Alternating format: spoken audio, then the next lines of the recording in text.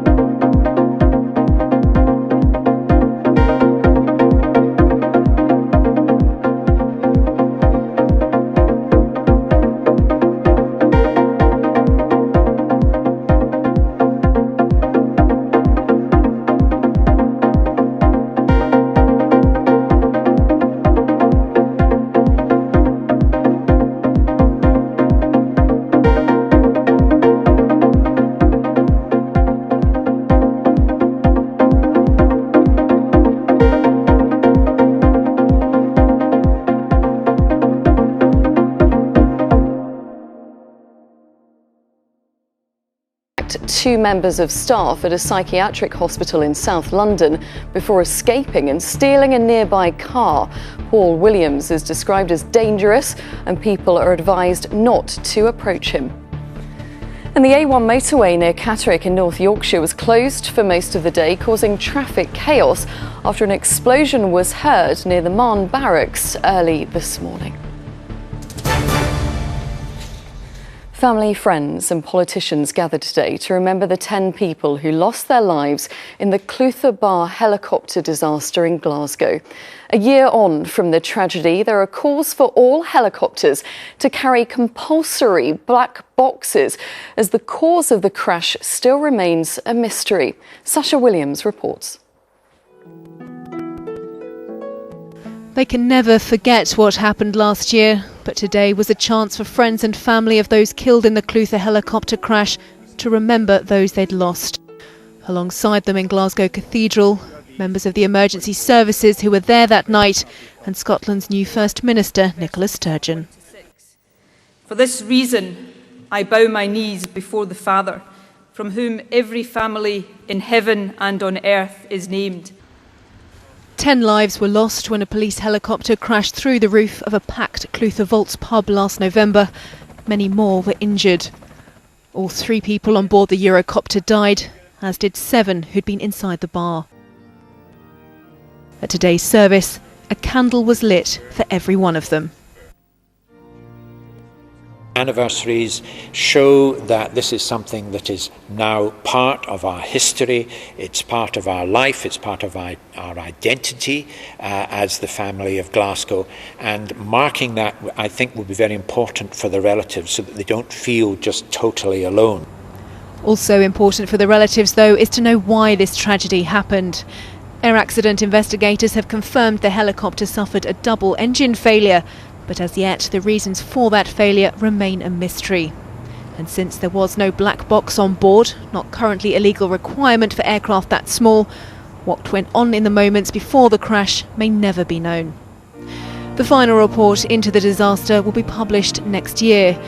Families here are praying it'll bring them the answers they so desperately seek. Sasha Williams, ITV News. On to rugby, and it was a good day for the Northern Hemisphere with victories for both England and Wales. England beat Australia 26-17 at Twickenham, while Lee Halfpenny kicked Wales to a 12-6 win over South Africa. Isla Glaister has the action. After defeats to New Zealand and South Africa, England had one last chance to beat the Southern Hemisphere's best. After an early exchange of penalties, Ben Morgan barrelled over the try line to give England some breathing space. It didn't take long for Australia to dent England's lead. Bernard Foley breaking through to make the score 13-10. But England's pack were on the prowl again, setting up Morgan for try number 2. Australia hit back once more, Will Skelton powering over. Now the deficit was just 3. But George Ford calmed England's nerves with a final penalty, giving them a 26-17 victory. In Cardiff, it was a tighter affair, as Wales also toppled their Southern Hemisphere opposition. There were no tries here, though. It was left to Lee Halfpenny to kick Wales to a 12-6 win over South Africa, a confidence boost for both home nations ahead of next year's World Cup. Isla Glaister, ITV News. Football now, and Arsenal secured their first Premier League win since the start of the month, beating West Brom 1-0. Danny Welbeck got the goal, heading in Santi Cazorla's cross after half-time. The much-needed 3 points lifts Arsenal to 6th in the table. In today's other games, Manchester United moved up to 4th with a 3-0 win over Hull. Liverpool, QPR and West Ham also won. The games at Burnley and Swansea ended in draws, and it's still 0-0 in tonight's game.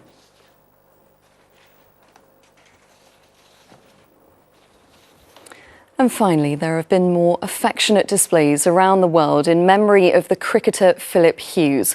Australia has postponed next week's Test match, and at many of today's sporting events, including the rugby at Twickenham, they remembered him. And in a tearful tribute to his close friend, Captain Michael Clarke said his number 64 shirt will be retired in his honour. Rags Martel has more. In Sydney, they left their bats out. The death of Philip Hughes has left an entire country in grief.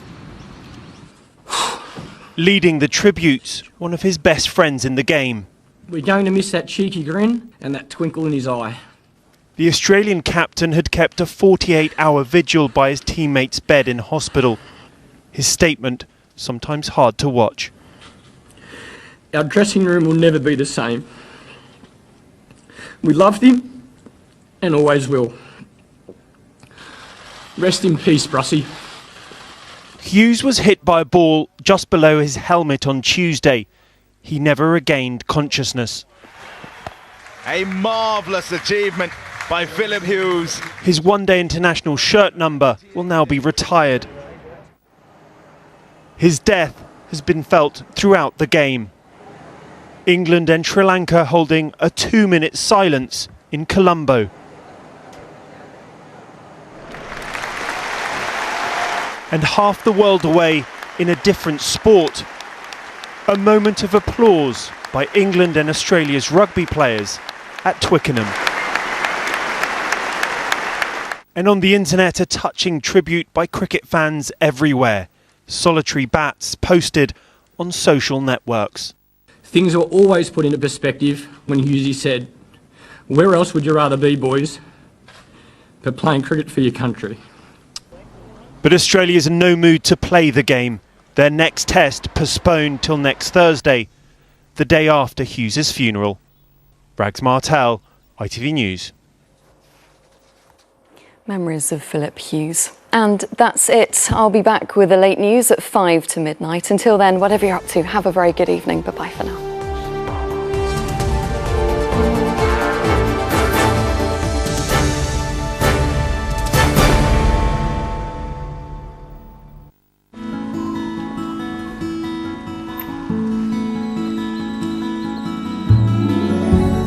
A warm outlook. Worcester Bosch sponsors ITV National Weather. Hello again. Well, it was a fairly decent day for many of us across the UK during this afternoon, but looking ahead to tonight, there will be outbreaks of rain in places, but then brighter skies developing from the west throughout Sunday. So in a bit more detail then, we have got some cloud and rain sinking its way southwards throughout tonight. Generally patchy rain on either side of that, so to the far north and the far south of the country. It will be largely dry with clear skies, but it's going to get chilly, so a touch of frost in places, and we'll also see some mist and fog too, taking many of us into a murky start to the day tomorrow. Now this time, that rain band will be lying across southern areas elsewhere that will slowly start to brighten up. They're not looking too bad for the afternoon. It's staying cloudy and damp along the east coast, elsewhere drier and brighter, with a top temperature of 12 degrees. A warm outlook. Worcester Bosch sponsors ITV National Weather.